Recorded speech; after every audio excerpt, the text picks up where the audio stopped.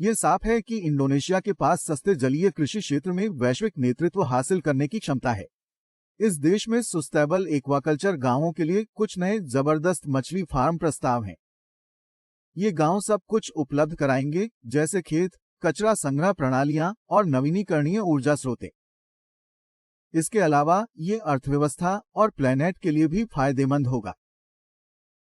Indonesia में ये नए मछली फार्म्स आत्मनिर्भर जलीय कृषि प्रणाली स्थापित करने के लिए विकसित किए जाएंगे। भले ही ये परियोजना बहुत जल्दी है, लेकिन राष्ट्र ने शुरू कर दिया है। इन खेतों को कहां लगाया जाएगा?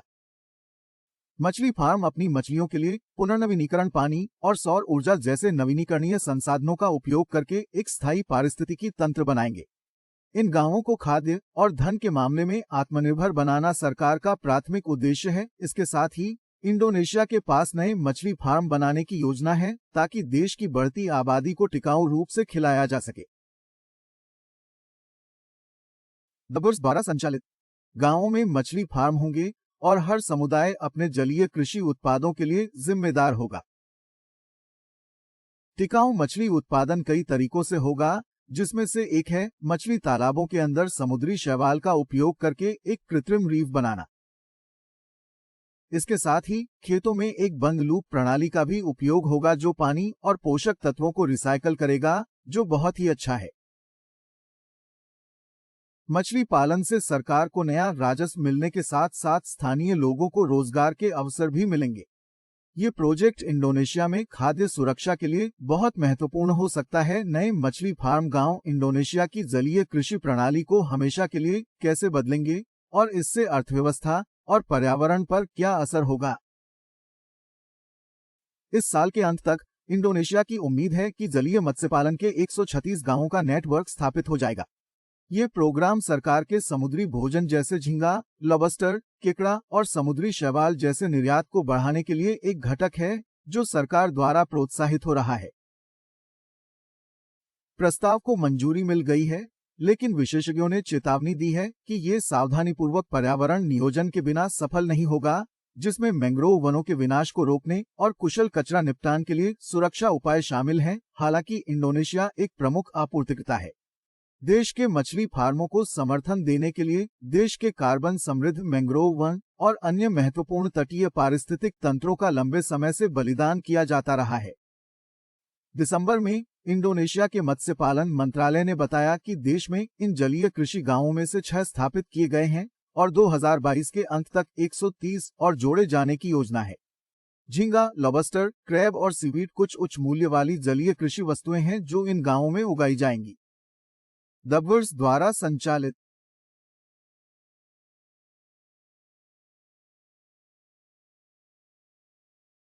उन्होंने जारी रखते हुए कहा कि इस योजना से रोजगार के अवसर मिलेंगे और देश की खाद्य सुरक्षा भी सुधरेगी। 1990 से 2018 तक जलीय कृषि उत्पादन में वैश्विक वृद्धि हुई थी और इंडोनेशिया इस विकास में एक प्रमुख योगदानकर्ता था। 2021 की तीसरी तिमाही में देश के जलीय कृषि उत्पादन में 6% की वृद्धि हुई, जिससे कुल 12.25 मिलियन मीट्रिक टन उत्पादन हुआ। इंडोनेशिया जमे हुए खारे पानी के झींगे के निर्यात में दुनिया का नेतृत्व करता है, लेकिन ताजा, नमकीन या स्मोक झींगे के निर्यात में ये पड़ोसियों से पीछे है। व्हाइटलेग झींगा, जिसे पेनेयस मोनोडोन और एशियन टाइगर झींगा भी कहते हैं, ये दोनों ही इंडोनेशिया के सबसे लोकप्रिय निर्यात हैं। जलीय कृषि उद्योग को विकसित करने के लिए सरकार के प्रयासों को प्रशंसा मिली है, लेकिन विशेषज्ञों ने चेतावनी दी है कि सावधानीपूर्वक पर्यावरण नियोजन आवश्यक है, खासकर खेतों के लिए भूमि निकासी और कचरा निपटान के क्षेत्रों में। अब्दुल हलीम के अनुसार centre for maritime studies for humanity के प्रमुख, इंडोनेशिया में सुस्त जलवायु वाले मैंग्रोव वनों को झींगा और मछली तालाब बनाने के लिए हटाना एक सामान्य प्रथा है। Centre for international forestry research के अनुसार पिछले 3 दशकों में इंडोनेशिया ने अपनी मैंग्रोव भूमि का आधा से अधिक हिस्सा खो दिया है। कोसाइन लाइन को रिफॉरेस्ट करने का वादा किया है। अब्दुल ने विवाद किया कि सरकार को जलीय उत्पादन के संयंत्रों से जुड़े अपशिष्ट प्रबंधन के मुद्दों को संभालने में कामयाब होना चाहिए, जो आमतौर पर समुद्र या पास की झील में पंप कर दिया जाता है। प्रदूषण, वनों की कटाई और हानिकारक मछली पकड़ने के तरीकों सहित मानव गतिविधियों से बड़े पैमाने पर प्रेरित पर्यावरणीय गिरावट के कारण योजना मंत्रालय ने 2019 में बताया कि 15 झीलें गंभीर स्थिति में थी। कुछ झीलों में बड़ी स्केल पर मछलियों की मौत का इतिहास है, जो कई बार दर्ज किया गया है। अब्दी सुहफान, गैर सरकारी संगठन डिस्ट्रक्टिव फिशिंग वॉच इंडोनेशिया के राष्ट्रीय समन्वयक के अनुसार, सरकार को जलीय कृषि क्षेत्र के सामने आने वाली मौलिक चुनौतियों का समाधान करने की जरूरत है, जैसे कि जलीय कृषि का एक विस्तृत मैप बनाना, खेत भूमि की कानूनी स्थिति स्थापित करना और प्रभावी जल प्रबंधन को लागू करना। बहुत सालों से सरकार की प्राथमिकता रही है कि मैंग्रोव शरण से बचते हुए झींगा पालन व्यवसाय को फिर से जीवंत किया जाए। हालांकि आब्दी ने दावा किया कि इस मामले में कुछ भी विकास नहीं हुआ है। उन्होंने कहा कि जलीय कृषि उद्योग अपने उत्पादन लक्ष्यों को पूरा करने के लिए रिफॉर्मेटिव बदलाव जरूरी है। जलीय कृषि से दुनिया की मछली की आपूर्ति का आधा हिस्सा आता है, जो 160 बिलियन का व्यवसाय है। आबादी बढ़ती जाती है और सीफूड की जरूरत बढ़ती जाती है, इस क्षेत्र में भी वृद्धि होगी।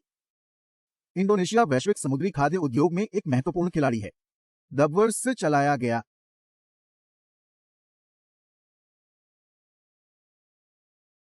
इंडोनेशिया में आधुनिक मछली फार्म विशाल और बहुत उत्पादक हैं।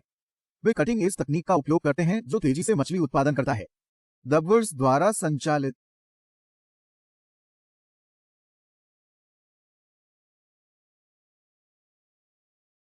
अधिक लोग मछली फार्म से मछली का सेवन करें तो पर्यावरण के लिए अच्छा होगा। इंडोनेशिया मछली और समुद्री भोजन के दुनिया के प्रमुख निर्यातकों में से एक है। अब जलीय कृषि प्रणालियां उद्योग में सबसे रोमांचक नए विकासों में से एक हैं। आरएएस को मछली के स्टॉकिंग घनत्व को बढ़ाने के लिए खारे पानी या मीठे पानी के पारिस्थितिक तंत्र में नियोजित किया जा सकता है। आरएएस का उपयोग एशिया के अन्य क्षेत्रों में बहुत सफलता के साथ किया जा रहा है और उम्मीद है कि इंडोनेशिया में भी इसे बड़े पैमाने पर लागू किया जाएगा। एलईडी रोशनी, जो विकास बढ़ाने और उत्पादकता बढ़ाने में मददगार हो सकती है, एक और संभावित तकनीक है।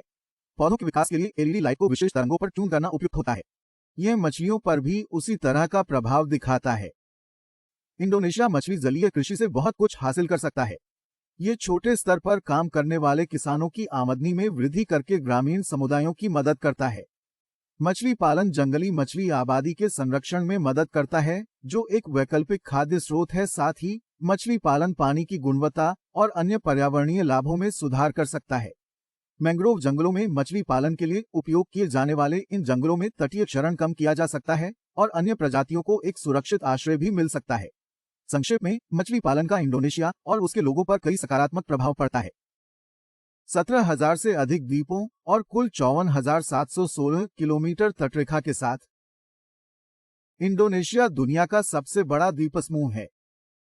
इसके अलावा 280 मिलियन से अधिक लोगों के साथ यह ग्रह पर तीसरी सबसे ज्यादा आबादी वाला देश है।